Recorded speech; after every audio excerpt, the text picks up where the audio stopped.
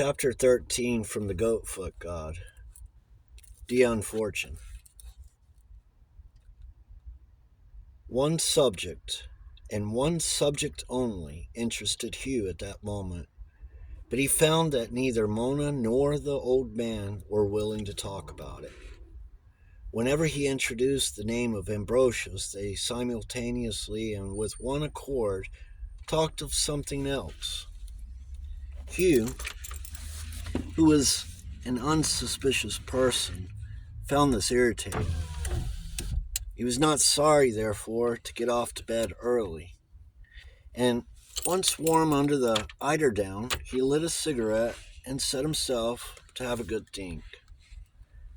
He was not particularly anxious to attempt the experiment of the previous night and risk another such nightmare. That was an experience not to be repeated. Hence the cigarette and the candle. It was extraordinary the way that the recreant prior haunted his imagination. He could not get rid of him. Again and again, the memory of his terrible death came back, and of the circumstances that led up to his death. From the scanty materials they had obtained, and a still more scanty appreciation of their significance, he tried to form a picture of the man's personality and of the true inwardness of his history. He could imagine the brilliant son of the huckster's pretty, but none too virtuous daughter, and wondered whether the abbot's interest in him had been genuinely paternal. It was quite likely. Rome has always taken a humane view of human nature. He could see the lad accepting the monastic life with its intellectual opportunities readily enough, throwing himself heart and soul into it, in fact, and winning rapid advancement at the hands of the all too complacent abbot. Then he could see the sudden awakening of another side of the man's nature at the touch of Greek thought. God only knew what vivid play or daring poem had been among that job lot of Greek manuscripts purchased untranslated from Aramis. He could imagine the tentative experimenting with some chant of invocation and the sudden and unexpected obtaining of results, just as he himself had obtained them that night when he applied the method of St. Ignatius to the invocation of Pan. A man trained in the cloister would get results quickly and very definitely because mind work, though otherwise applied, would be familiar to him. He could imagine the fascination of the pursuit growing on Ambrosius, the guarded sounding of others as to their fittedness for the enterprise, and then the cautious organization of the special daughter house where the new and absorbing interest could be pursued, safe from prying eyes. Then he could imagine suspicion gradually being aroused, the spying and watching, the gradual piercing or piecing together of the damning evidence. Finally, when the death of the old abbot removed his influential protector, the sudden swoop of Rome, the clean sweep of all sympathizers, the quarantining in their own priory of those who had actually participated in the pagan rites, and the walling up of their leader in the cellars under their feet as a terrible warning, the slow tolling of the bell informing them of the slow approach of his death. Then the long dragging years of silence and solitude and darkness, till one by one came the still slower but inevitable end.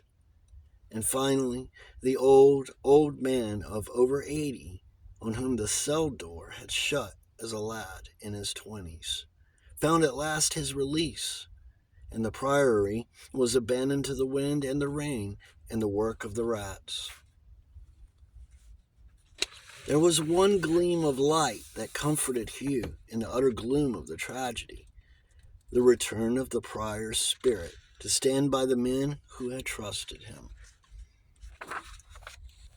He could imagine the shadowy figure, tall and gaunt, in its heavy black habit, moving on sandaled feet along that upper corridor, and pausing to talk to each monk in turn through the small barred wicket that alone remained open in the nailed-up doors of the cells.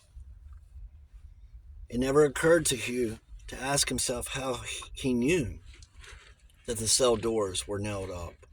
He just imagined it that way, and that was good enough for him. He could imagine the amazement of the monks when first this spectral visitant greeted them through the narrow aperture. Then their terror when they realized that their prior was indeed dead and that this was his ghost that had come to them. Then their gradual reassurance as they realized that the spirit was kindly, that death had in no way changed the man they had trusted. And finally, the establishment of regular communications between death and life and death, so that the spirits of the imprisoned men rose out of the narrow confines of their cells and breathed a wider air, even such air as Hugh himself had breathed in the sunshine of the Greek hillside. Suddenly, Hugh roused from his reveries to find the old bookseller standing over him, looking at him reproachfully and saying, "Laddie, you'll set the house on fire if you go on like this." "By Jove, TJ, do you know I was actually at the priory, walking up and down the passage with Ambrosius and talking to the monks? I say, do you realize that the fellow came back from the dead every night and had a chat with them? And do you know what has just occurred to me? That if he could come back to them, would it be possible to persuade him to come back for me? You know, I've been at seances when something came back which I could swear was not the medium's subconscious. You can't prove it, of course, but all the same, you know it. Now, if I got a hold of a good medium, do you think I could get in touch with Ambrosius?" The old man stood looking down at him with a very queer expression on his face. "I should leave mediums alone if I were you, Hugh. You'll get no good from them. TJ, do you know, I believe for 2 twos Ambrosius would come back to me. I feel so much in sympathy with him. His history is so much like mine. Do your best to carry on wrong lines till you feel you will burst, and then suddenly getting the clue that opens everything out to you. Now he was shut in. He didn't get through with it. Circumstances were too much for him. But the world has moved on since then. Now I believe I could get through with it.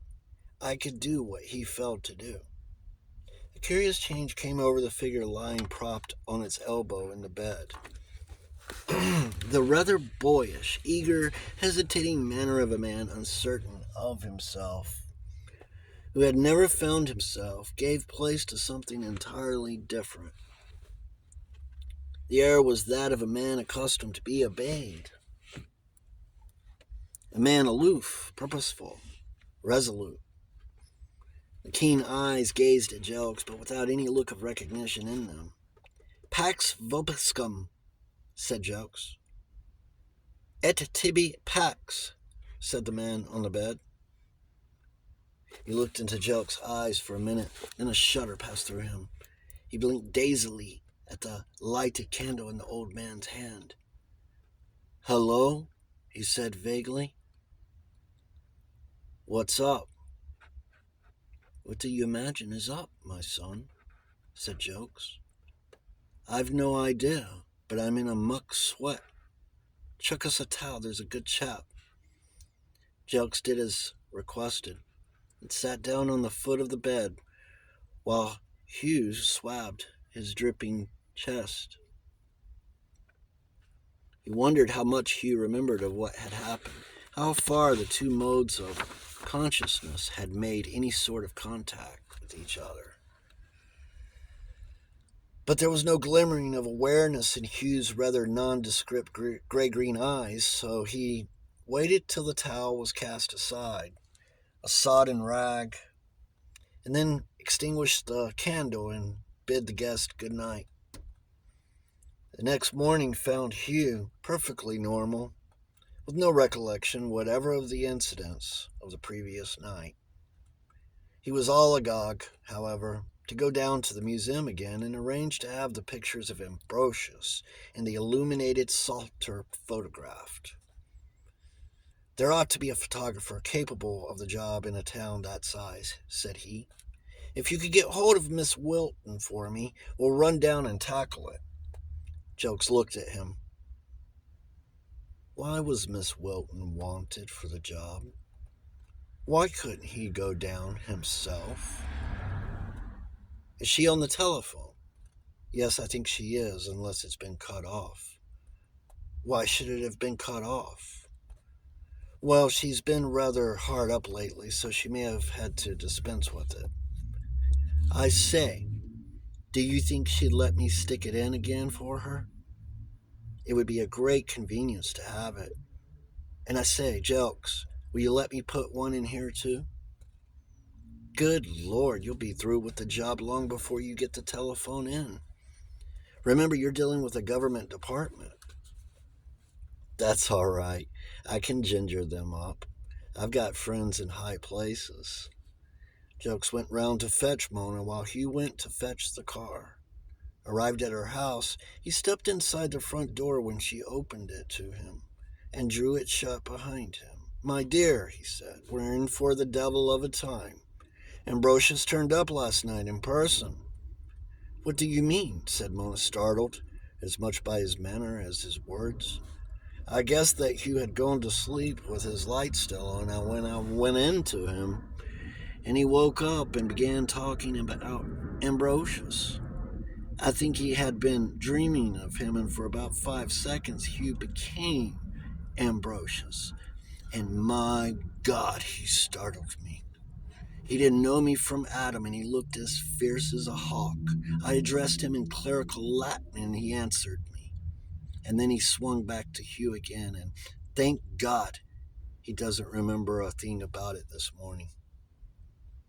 If he has done it once, he will do it again, Uncle Jelks, especially when he gets to the farm, and what will happen then?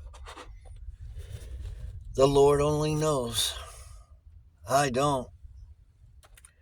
We shall have to hang on to his coattails and do the best we can. If he looks at you like he looked at me, you'll run a mile. He must have been a terror of a prior. Mona went up and got her leather coat and hood, and they walked round to the shop together, where they found Hugh outside on the pavement tinkering at the car. He straightened up at their approach and greeted them with his usual diffident air like a schoolboy greeting his family in public, much more pleased to see them than he dared to admit. It was an odd scene. There was old Jelks in his ancient ulster, his tumble-down, paintless shop front as a background. Both he and the shop looking so much the same color that, from a little distance, he appeared to melt into it and disappear under the protective coat of London grime that covered them both. Then there was Mona Wilton, the handsome, vivid leather coat enveloping her from chin to ankle and revealing only the ancient pair of brown dingy jumper and skirt. Finally, there was Hugh Paston and his car. Hugh in a chrome leather racing coat, the car a vivid but battered blue, still bearing the great black numerals that had distinguished it in a famous race. The dingy street and the dingier bookseller all faded into a neutral drab. But Hugh and Mona in the car stood out like the brightly colored vignettes in the illuminated manuscripts of the ancient monks.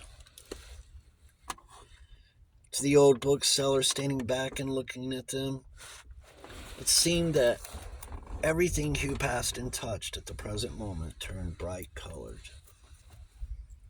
His own life, Mona's life, the gray farm on the bare hill. Everything suddenly became vivid, exciting, perilous.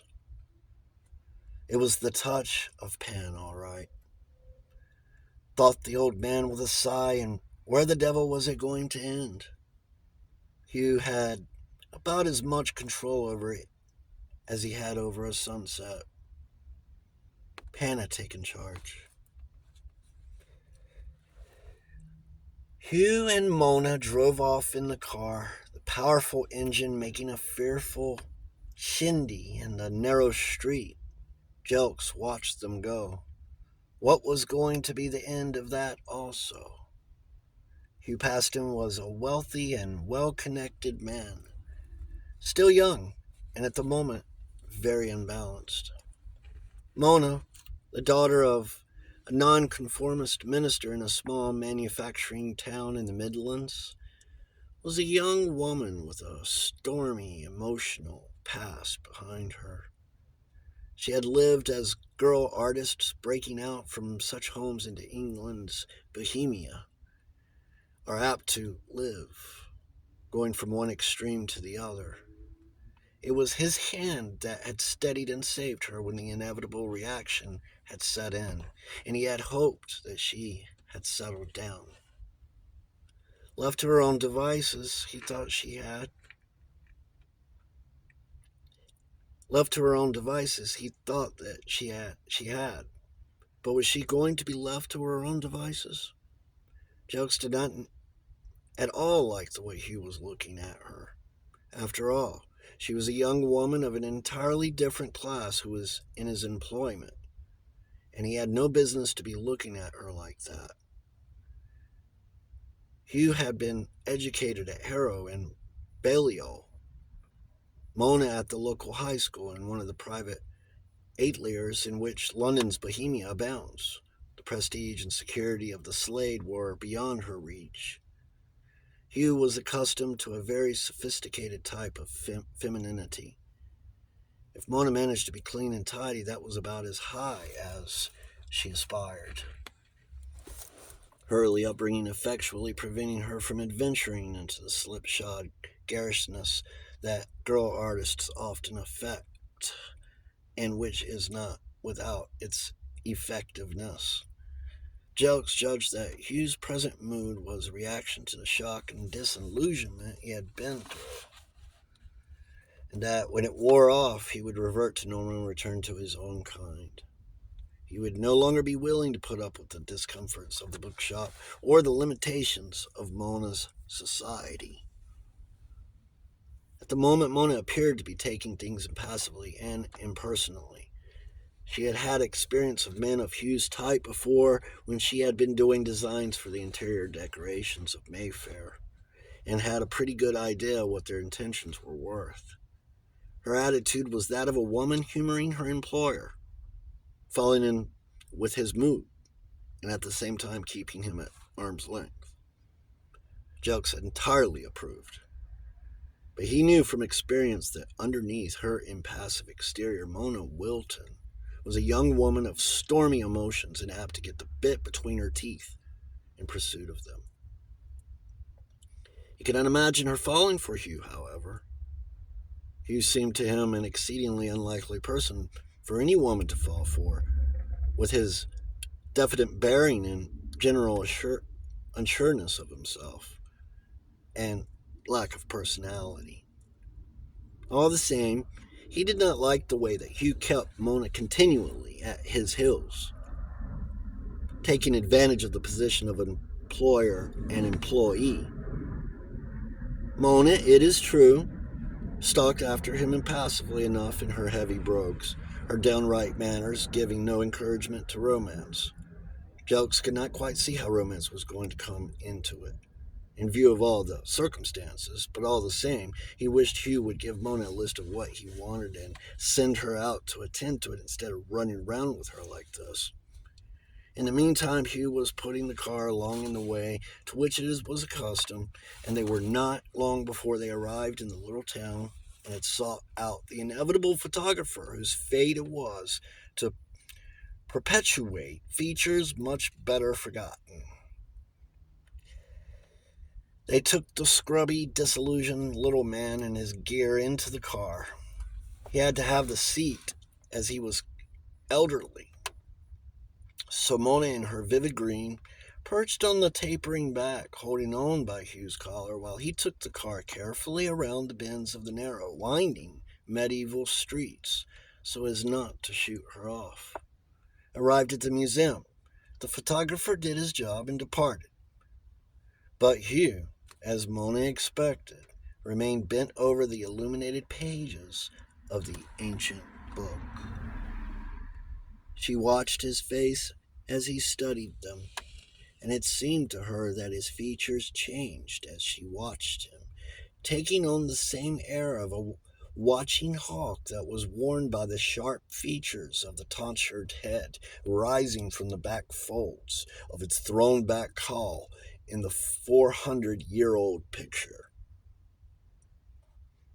The two men were certainly extraordinarily alike, and as the living man stared at the dead one, he grew more and more like him.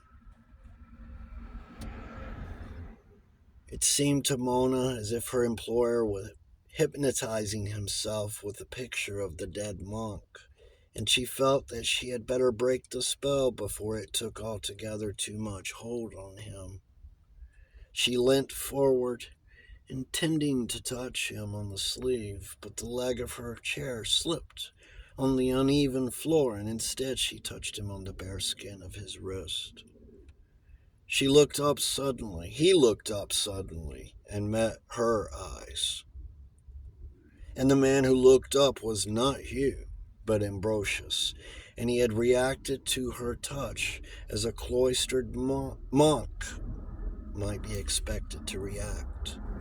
Mona found herself looking into the eyes of a bird of prey. She knew well enough that she had Ambrosius and not Hugh Paston to deal with, but she had no means of knowing whether the monkish celibate was infuriated by her touch or stirred out of all reason by it. She was alone with him in a large empty upper room of the medieval house that served the town as a museum. From an ordinary point of view, she was dealing with a madman, a man who imagined himself to be dead and gone, monk of sinister history. She was not even sure if a man of his epoch would understand modern English if she spoke to him. He must be a covo of Chaucer. Not knowing what to do, she very wisely did nothing. The eminent churchman, whether real or imaginary, was unlikely to resort to any sudden violence or unseemliness.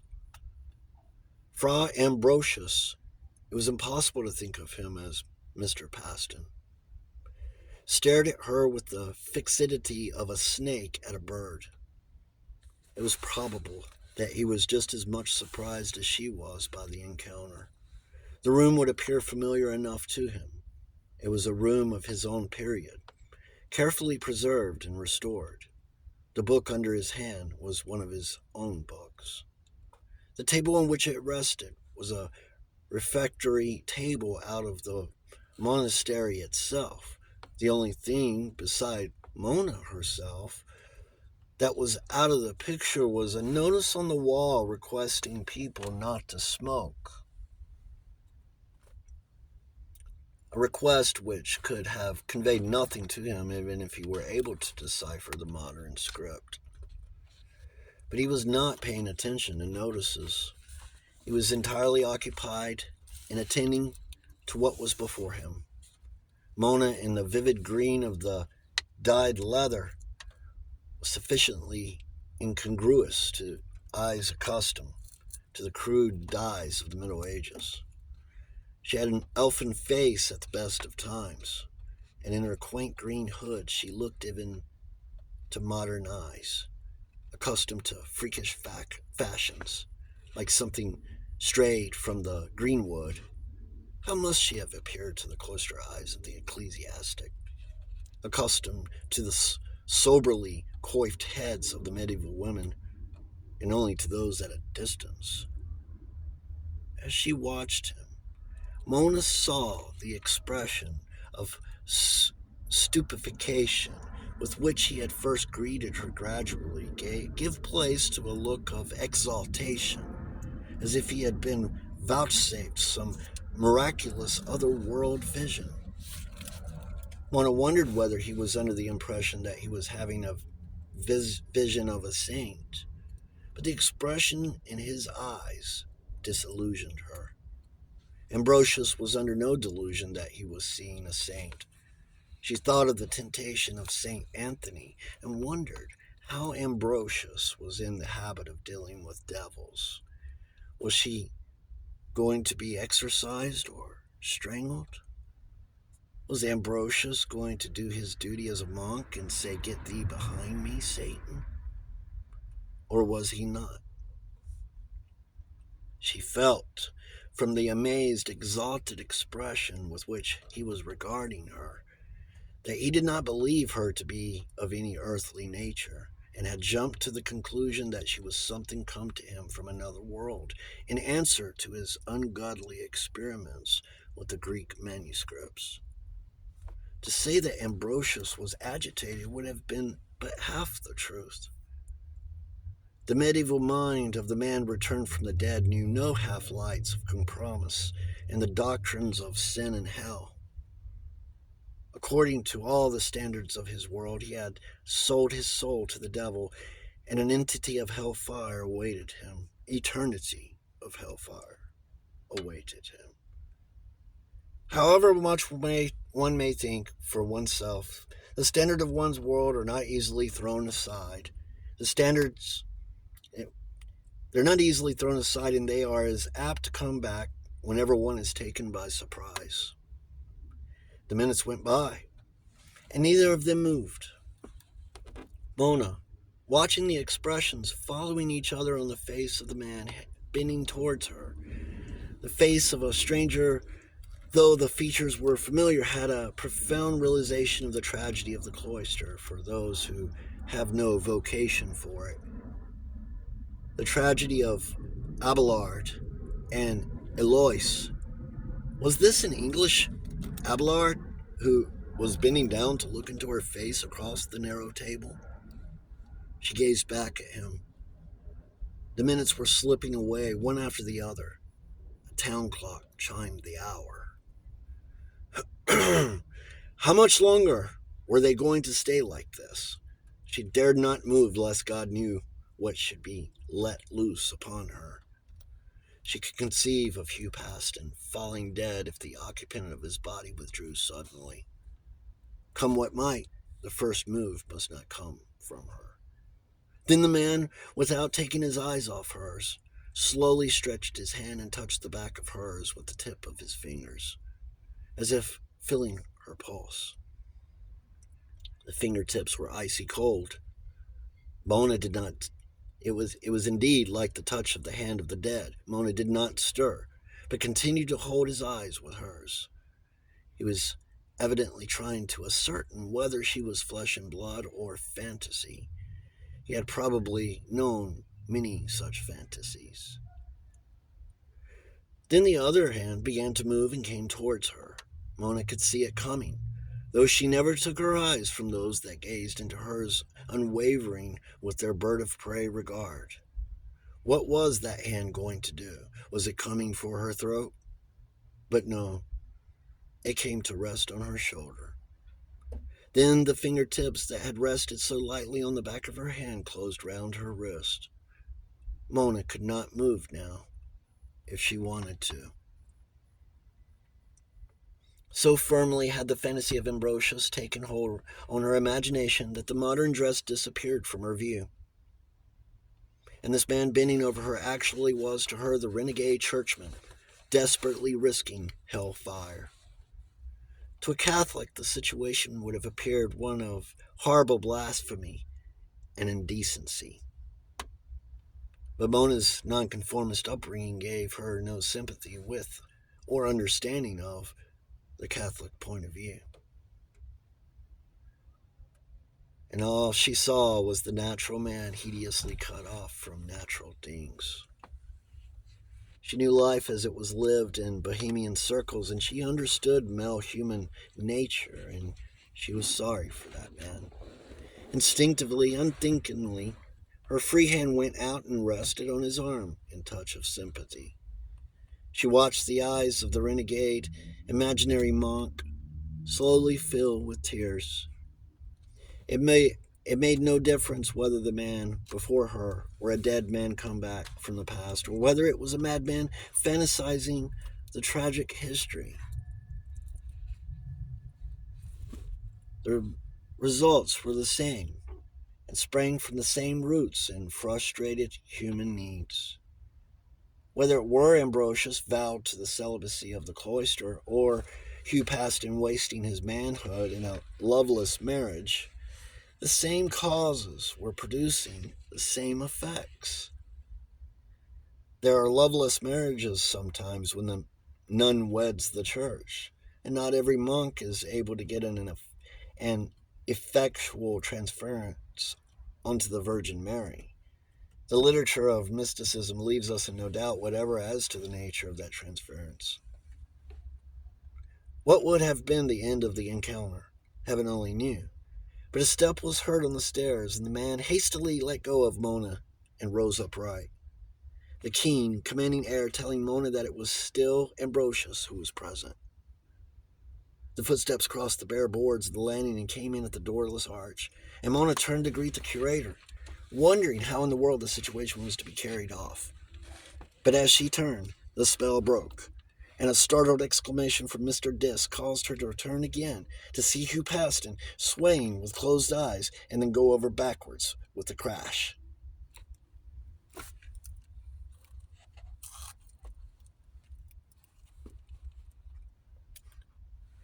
This is The Goatfoot God by Dion Fortune. That is Chapter 13. Chapter 13, which runs an hour long, but I'm going to divide it into two parts. This is part 1 of Chapter 13.